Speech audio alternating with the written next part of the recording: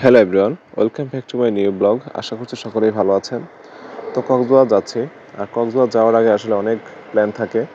তো আমারও আসলে অনেক প্ল্যান ছিল। লাস্টবার যখন আমি কক্সবাজার এসেছিলাম তখন আসলে অনেক এক্সাইটমেন্ট নিয়ে আসলে এসেছিলাম যে কক্সবাজার যাব। আর অনেক দিনের স্বপ্ন ছিল আসলে কক্সবাজার আসার। আর এখন যখন কক্সবাজার যাচ্ছি তখন হচ্ছে চাকরি সূত্রে আসলে আমি এখনও কল্পনার মধ্যেই আছি। কারণ হচ্ছে কক্সবাজার কখনো চাকরি সূত্রে যাওয়া হবে আর সেটাও 2 মাসের জন্য, এই জিনিসটা আসলে আমার জন্য মানে এখনও হজম করতে কষ্ট হচ্ছে। তারপরেও আমি আসলে খুশি যে আসলে কক্সবাজার যাচ্ছি। আর কক্সবাজার যদি থাকি আমি তাহলে আমার জন্য ভালোই হবে আশা করছি। নতুন নতুন জিনিস দেখবো, নতুন নতুন এক্সপিরিয়েন্স হবে। আসলে কক্সবাজার এমন একটা জায়গা, এখানে আসলে কখনো কোনো কিছু পুরাতন হয় না। মানুষজন চাইলেই বারবার আসতে পারে এবং হচ্ছে যদি একবার মনে ধরে যায় তাহলে দেখা যায় বারবার আসা তাকে কেউ আটকাতে পারে না। তো যাই হোক, বাসে আসলে উঠে গেছি হাজীগঞ্জ থেকে। আমাদের চাঁদপুর থেকে আসলে অনেকগুলো বাস কক্সবাজার উদ্দেশ্যে যায়, কিন্তু আমি আজকে উঠেছি হচ্ছে আয়ান এক্সপ্রেসে। আয়ান এক্সপ্রেসটাই একমাত্র বাস যেটা কিনা অনেক ভালো রিল্যাক্সে যাওয়া যায়।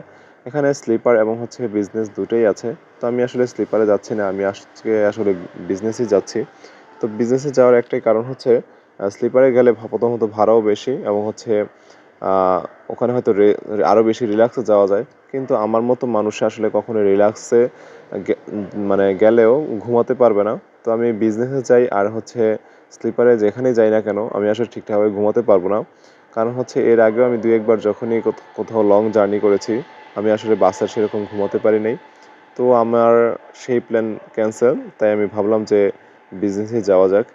তো কুমিল্লা আসার পরে একটা হোটেলের সামনে আমাদেরকে নামালো।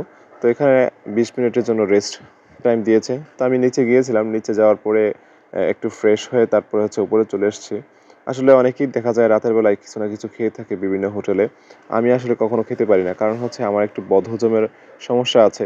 তো আমার কাছে মনে হয় যদি কিছু খেয়ে বদহজম হয় তাহলে জিনিসটা আরও বেশি খারাপ হয়ে যাবে। তো সেই কারণে মূলত যখনই আমি রাতের বেলা লং কোথাও জার্নি করি, কারণ হচ্ছে আগেও যখন আমি চাকরি করেছি তখন আসলে একটু লং জার্নি করলে আমি কখনো রাতের বেলা কিছু খেতাম না। তো যাই হোক, কক্সবাজার তো এসেছি মোটামুটি বেশ কিছুক্ষণ হয়ে গেছে।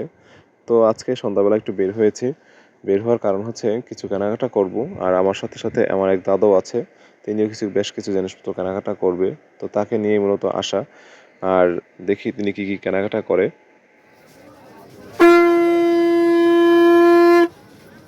এটা ভালো বাজে, জল সংকট ছোটই ভালো আসলে। জলসংগত এই যে এটা রাবার দেওয়া একটু দেখে নিতে আর কি। সুপারগুলো দেওয়া ও, এটার মধ্যে এত আঠা আছে মনে হয়। এগুলো সুপারগুলো দেওয়া এটাও সুপারগুলো জনসংখ্যা আসলে দেখে নিতে হয়। ধরেন সুপারগুলো সারাটা আমি আসলে অনেকদিন যাবতই আমার বাড়ির জন্য বড় সংখ্যা খুঁজছিলাম, কিন্তু আসলে মনের মতো পাচ্ছিলাম না। তো আজকে অনেকক্ষণ ধরে ট্রাই করছি। আসলে যারা নাকি এটা সম্পর্কে আইডিয়া আছে তারা আরও ভালো জানবে, কিন্তু আমার এই স্বল্প আইডিয়ায়ও দেখলাম আমার মনের মতন একটাও পাচ্ছি না। জলসংখ্য ছোট জিনিস, আসলে এটাতে ঠকলে সেরকম আসলে খুব একটা সমস্যা হবে না। কিন্তু বড় শঙ্খের দাম, এক একটা শঙ্খের দাম 4,000-5,000 টাকা এর ওপরেও আছে। যদি এত টাকা দামের শঙ্খ কিনে যদি ঠকে যাই তাহলে আসলে মুখ দেখানোর সুযোগ থাকবে না। তো যাই হোক, এখন শঙ্খ কেনার সময় শেষ।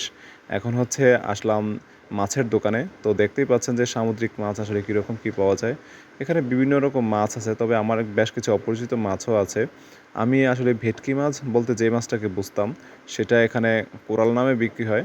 তো আমার কাছে মনে হয় যেন কোরাল মাছ আর ভেটকি মাছটা মনে হয় একই রকম দেখতে।